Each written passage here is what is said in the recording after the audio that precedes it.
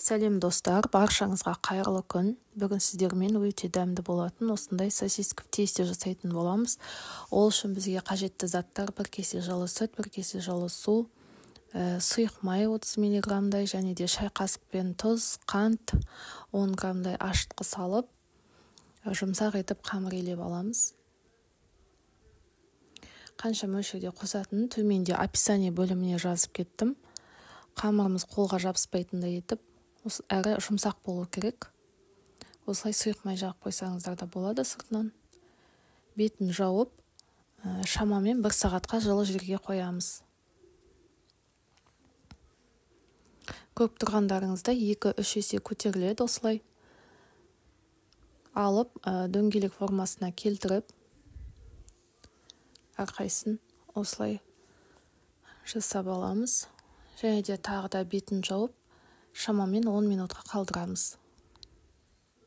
Әрқайсысын өстіп дөңгелек пішінде жайып алып, шетінен осылай кесіп, ортасына сосискамызды салып, формаға келтіріп аламыз.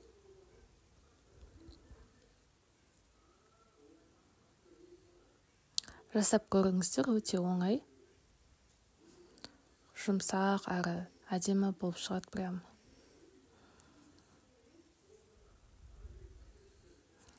Балаларда сүйсініп жейді, және де мектепке алып кетуіне де салып берсеңіз болады.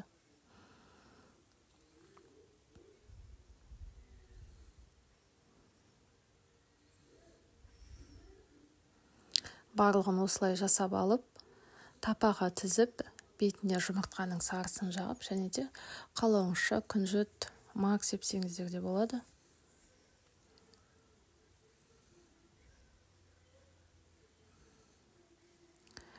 – 200-250 градуста 30 минуттай пеште пісіріп аламыз, асты үсті режимінде. Міндетті түрде жасап көріңіз, және де каналыма тіркеліп, лайк басуды да ұмытпаңыз.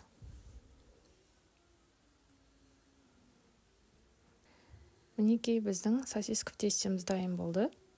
Баршаңызға ас болсын.